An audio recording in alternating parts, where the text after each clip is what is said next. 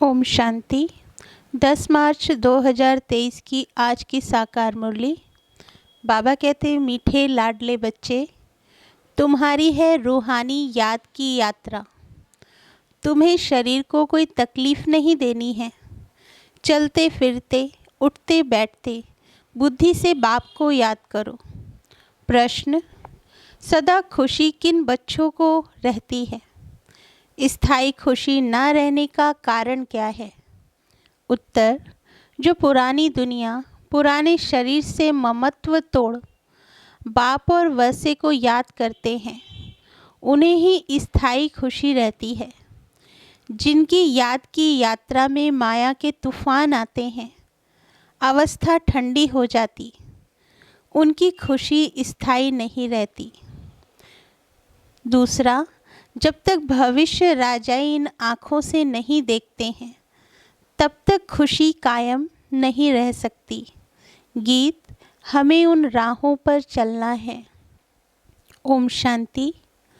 बाबा कहते, ये बाप कहते हैं बच्चों प्रति, यह तो समझने की बात है। इतने बच्चे सिवाय प्रजापिता ब्रह्मा के और किसके होते नहीं। श्री कृष्ण को कभी प्रजापिता नहीं कहा जाता। नाम गाया हुआ है ना, प्रजापिता ब्रह्मा जो होकर गए हैं, वे इस समय प्रेजेंट हैं। तो प्रजापिता ब्रह्मा की संतान ब्रह्मा कुमार कुमारियाँ ढेर हैं। यह है प्रजापिता ब्रह्मा की औलाद। तो जरूर प्रजापिता ब्रह्मा का भी कोई बाप होगा ना। बच्चे जानते हैं हमारा दादा परमपिता परमात्मा शिव है। वे अब नई दुनिया रच रहे हैं, अर्थात पुरानी दुनिया को नई बना रहे हैं। इस पुरानी दुनिया में यह तन भी पुराने हैं। नई दुनिया में सतो प्रधान नए तन होते हैं। वह कैसे होते हैं? देखो इन लक्ष्मी नारायण को, यह है नई दुनिया के नए तन। इन्हों की महिमा भारतवासी जानते हैं। यह स्वर्ग नई दुनिया, नए विश्व के मालिक हैं। नई दुनिया जो थी वह अब पुरानी है। 84 जन्म लेने पड़ते हैं ना, इनका भी पूरा हिसाब है। कौन पूरे 84 जन्म लेते हैं? सब तो नहीं लेते। 84 जन्म सिर्फ वही लेते हैं जिनका आदि से अंत तक का पाठ है। जो पहले इस सृष्टि पर थे, हर एक बात लाडले बच्चों को धारण करनी है। यहाँ कोई मनुष्य को नहीं समझाते। यह तो निराकार परमपिता परमात्मा मनुष्य तन में बैठ समझाते हैं। बलिहारी उनकी है। वे नहीं समझाते तो हम कुछ भी नहीं जानते। हम तो बिल्कुल ही तुच्छ बुद्धि थे। अभी रचयिता और रचना के आदि मध्य अंत को जाना है। हु इज़ हु, इस बेहद ड्रामा में सबसे मुख्य पाठधारी कौन कौन है? यह अविनाशी बना बनाया ड्रामा है। गाते भी हैं, बनी बनाई बन रही। गायन भक्ति मार्ग में करते हैं, परंतु यह अभी समझाया जाता है कि यह ड्रामा का खेल कैसे बना हुआ है। बाप बैठ समझाते हैं, लाडले बच्चे, यह तो तुम जान गए हो कि तुमको यात्रा पर चलना है। मनुष्य यात्रा पर बहुत कष्ट सहन करके जाते हैं। अभी तो एरोप्लेन, ट्रेन आदि बहुत सहज निकली है। आगे तो मनुष्य पैदल यात्रा पर जाते थे। चलते चलते तूफान लगते थे। मनुष्य बेहाल हो जाते थे। फिर कोई वापस लौट आते थे। तो आधा कल्प द्वापर से लेकर जिस्मानी यात्रा चलती है। भक्ति मार्ग में मनुष्य यात्रा पर क्यों जाते हैं? भगवान को ढूंढने। भगवान कहीं बैठा तो नहीं है। भगवान के जड़ चित्र पूजे जाते हैं, जो होकर जाते हैं। उनके जड़ चित्र बनाते हैं। चैतन्य में तो भगवान मिल न सके। शिवलिंग आदि ये सब जड़ चित्र हैं। जड़ चित्रों को देखने के लिए यात्रा करते हैं। यह एक भक्ति मार्ग की रस्म है, जानते हैं, परंतु कोई की भी बायोग्राफी को नहीं जानते कि यह कौन है, कब आए थे। शिव जयंती मनाई जाती है, परंतु उनको भी जानते नहीं। आजकल तो इस उत्सव को भी उड़ा दिया है, क्योंकि इनका नाम रूप आदि प्रायलोप होना ही है। अभी तुम जानते हो, ऊंचे ते ऊंच ज्ञान का सागर, सुख का सागर। बाबा कहते सागर से अभी हमको ज्ञान मिल रहा है, वही बेहद का बाप अभी प्रैक्टिकल में है। अमरनाथ भी शिव बाबा है ना, दिखाते हैं बर्फ का लिंग बन जाता है। मनुष्यों को ठगने के लिए गपोड़े तो बहुत लगाए हैं, तो उस जिस्मानी यात्रा पर तकलीफ बहुत होती है। यह है रूहानी यात्रा। इस शरीर की कोई तकलीफ नहीं है। तुम बच्चे समझते हो हम बेहद के बाप के बच्चे हैं, भक्ति मार्ग में जन्म जन्मांतर याद करते आए हैं। अब स्मृति आई है। बाप कहते हैं तुम 63 जन्म ढूंढते ढूंढते उतरते गए। पहले एकदम कड़ी नौदा भक्ति करते हैं, फिर भी दुनिया को तमो प्रधान तो जरूर होना है। झाड़ वृद्धि को पाता है जरूर। एक भी मनुष्य वापस मेरे पास आ नहीं सकते। नाटक में सबको अपना पार्ट बजाना है, सतो रजो तमो में आना है। नंबर 1 का ही मिसाल लो। नंबर 1 लक्ष्मी नारायण सतो प्रधान थे, अब तमो प्रधान है, जिसमें ही फिर शिव बाबा ने प्रवेश किया है, क्योंकि इनको ही फिर नंबर 1 बनना है। फिर प्लस में माँ को रखते हैं। माताओं को लिफ्ट देनी होती है। पहले लक्ष्मी फिर नारायण, माताओं का नाम ऊंचा किया जाता है। माता सदैव पतिव्रता होती है, पुरुष कभी पतिव्रता नहीं होते। वंदे मातरम कहा जाता है। इस समय तुम बाप के बने हो, तो तुम हो जाते हो ब्रह्मा कुमार कुमारी। माता गुरु बगैर कभी किसका उद्धार होता नहीं। गुरु तो बहुत ढेर के ढेर हैं, फिर भी कलयुग घोर अंधियारा हो गया है। कितने गुरु गोसाई हैं, कहाँ कहाँ हरिद्वार आदि में उन्हों के मंदिर बने हुए हैं। नहीं तो वास्तव में मंदिर उनको कहा जाता है जिसमें देवताएं होते हैं। सन्यासी लोगों का कभी मंदिर नहीं होता है। मंदिरों में तो देवताएं ही रहते हैं, क्योंकि उन्हों की आत्मा और शरीर दोनों पवित्र हैं। इन महात्माओं की भल आत्मा पवित्र है, परंतु शरीर पवित्र मिल नहीं सकता, क्योंकि तत्व भी तमो प्रधान है। अभी तुम देवता बन रहे हो, बनाने वाला है परमपिता परमात्मा। यह है सतो प्रधान संन्यास, वह है रजो प्रधान संन्यास। यह बाप के सिवाय कोई सिखला न सके। तो बाबा ने समझाया है कि वह है जिस्मानी यात्रा, यह है रूहानी यात्रा। इसमें कर्मेंद्रियों का कोई काम नहीं, कुछ भी तकलीफ की बात नहीं, बहुत सहज है। वह जिस्मानी यात्रा अनेक प्रकार की है, यह रूहानी यात्रा एक ही है। यह है राजाई के लिए यात्रा। यह लक्ष्मी नारायण का चित्र सामने खड़ा है।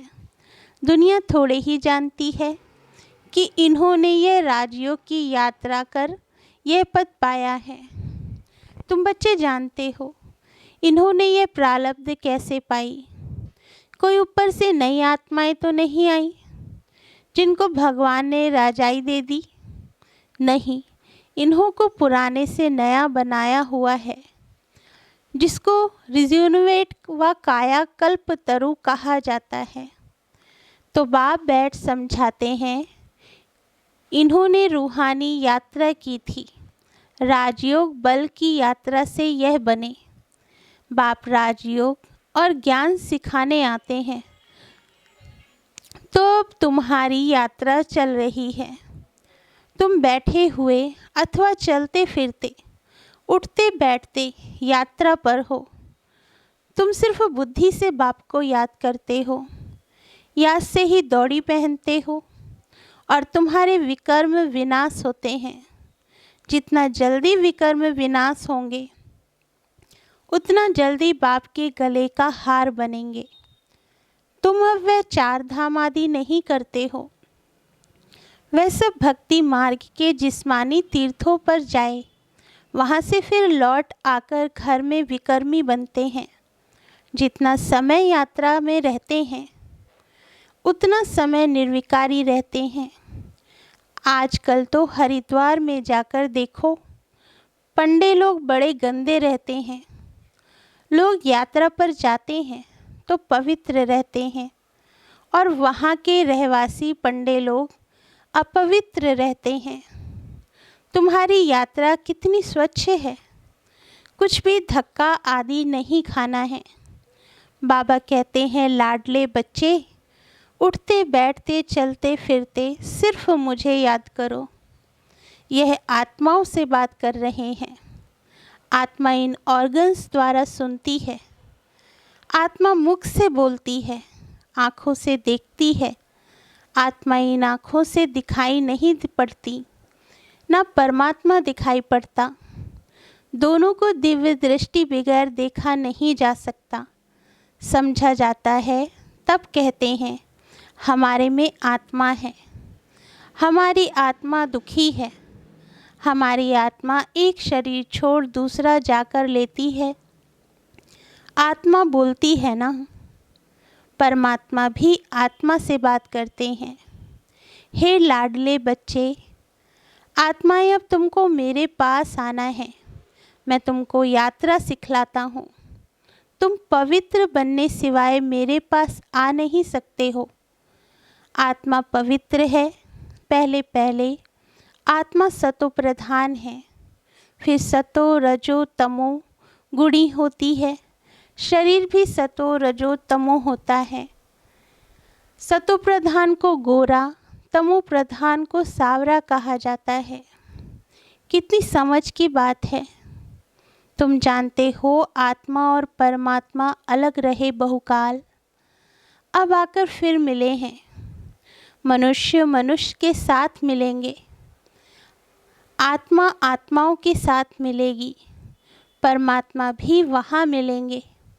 आत्मा और परमात्मा दोनों का साक्षात्कार दिव्य दृष्टि से होता है, क्योंकि वह अति सूक्ष्म है, स्टार है। अब कोई भी साइंस घमंडी नहीं जो कह सके आत्मा की प्रवेशता कैसे होती है। इन बातों का उनको बिल्कुल पता नहीं है। मोस्ट बिलवेड बाप है। भक्ति मार्ग में आधा कल्प भक्त भगवान को याद करते हैं। ऐसे नहीं कि सब भगवान हैं। सब भगवान हो तो भक्त आराधना, वंदना, साधना क्यों करते? किस लिए करते? सभी मुक्ति, जीवन मुक्ति चाहते हैं, क्योंकि यहाँ दुखी हैं। चाहते हैं शांति हो, परंतु विचारों को ये पता नहीं है कि शांति धाम किसको कहा जाता है, मुक्ति कहाँ होती है, यह भी नहीं जानते। कहने मात्र सिर्फ कह देते हैं कि पार निर्वाण गया, जानते कोई भी नहीं है। बाबा कहते, अब तुम बच्चे यात्रा पर हो। बाप कहते हैं, बच्चे संभल संभल कर चलना है। तूफान तो बहुत आएंगे। तुम याद करने की कोशिश करेंगे, माया बुद्धि योग तोड़ देगी। फिर वह अवस्था ठंडी हो जाती है। खुशी का पारा हट जाता है। नहीं तो खुशी का पारा स्थायी रहना चाहिए। इन आँखों से वह राजाई देखते हैं तो खुशी कायम रहती है। यहाँ तुम बुद्धि योग से जानते हो कि राजाई मिलती है। राजाई के लिए हम पढ़ रहे हैं। इन आँखों से नहीं देखते हो, इसलिए माया घड़ी घड़ी भुला देती है। बाबा कहते हैं, गृहस्थ व्यवहार में रहते हुए कमल फूल समान रहो। पुरानी दुनिया, पुराने शरीर सबसे ममत्व तोड़ते जाओ। एक बाप को याद करो। पहले तुमको बाप के पास जाना है, फिर नई दुनिया में आना है। बाप और वर्षे को याद करो। फिर जब हम यहाँ आएंगे तो वह होगी प्रारब्ध, उसको याद नहीं करेंगे। अभी हम पुरुषार्थ करते हैं भविष्य प्रारब्ध पाने के लिए। यहाँ मनुष्य पुरुषार्थ करते हैं यहाँ की आजीविका के लिए। हम भविष्य की आजीविका के लिए पुरुषार्थ करते हैं। गृहस्थ व्यवहार में रहते फिर ये कोष भी उठाना है, नॉलेज को धारण करना है। फिर तुमको पुरुषार्थ नहीं करना होगा। वहाँ तुम पुरुषार्थ नहीं करते, प्रारब्ध भोगते हो। तुम जानते हो हम भविष्य बनाते हैं, वहाँ प्रारब्ध भोगेंगे। वहाँ याद नहीं रहती कि हम प्रारब्ध भोगते हैं। फिर तो पुरुषार्थ भी याद पड़े। पुरुषार्थ और प्रारब्ध दोनों ही भूल जाते हैं। प्रारब्ध भोगते रहते हैं, पास्ट का पता नहीं रहता। अभी तुम पास्ट प्रेजेंट फ्यूचर को जानते हो, और कोई मनुष्य नहीं जो पास्ट प्रेजेंट फ्यूचर को जानते हो। इसको कहा जाता है त्रिकालदर्शी। बाबा ने रूहानी यात्रा और जिस्मानी यात्रा का कॉन्ट्रास्ट भी अच्छी रीति समझाया है। जिस्मानी यात्रा जन्म जन्मांतर करते आए, यह रूहानी यात्रा है। एक जन्म की स्वर्ग में जाएंगे, फिर लौटकर इस मृत्युलोक में आना नहीं है। अच्छा, मीठे मीठे सिकीलदे स्वदर्शन चक्रधारी बच्चों प्रति माता पिता बाप दादा का याद प्यार और गुड मॉर्निंग। रूहानी बाप की रूहानी बच्चों को नमस्ते। धारणा के लिए मुख्य सार। फर्स्ट पॉइंट, सतोप्रधान संन्यास से आत्मा और शरीर दोनों को पवित्र बनाना है। पुरानी दुनिया और पुराने शरीर से ममत्व तोड़ देना है। सेकंड पॉइंट, त्रिकालदर्शी बन पास्ट प्रेजेंट फ्यूचर को बुद्धि में रख पुरुषार्थ करना है। नॉलेज को धारण कर स्थायी खुशी में रहना है। वरदान, पुराने हिसाब किताब को समाप्त कर संपूर्णता का समारोह मनाने वाले बंधन मुक्त भव। वरदान का सार है, इस पराये देश में जब सभी बंधन युक्त आत्मा बन जाते हैं, तब बाप आकर स्वरूप और स्वदेश की स्मृति दिलाकर बंधन मुक्त बनाए स्वदेश में ले जाते हैं और स्वराज्य अधिकारी बनाते हैं। तो अपने स्वदेश में चलने के लिए सब हिसाब किताब की समाप्ति समारोह मनाओ। जब अभी ये समारोह मनाएंगे, तब अंत में संपूर्णता समारोह मना सकेंगे। बहुत काल के बंधन मुक्त ही बहुत काल के जीवन मुक्त पद को प्राप्त करते हैं। स्लोगन, अपने उमंग उत्साह के सहयोग और मीठे बोल से कमज़ोर को शक्तिशाली बना देना ही शुभ चिंतक बनना है। अच्छा, ओम शांति। मीठे बाबा।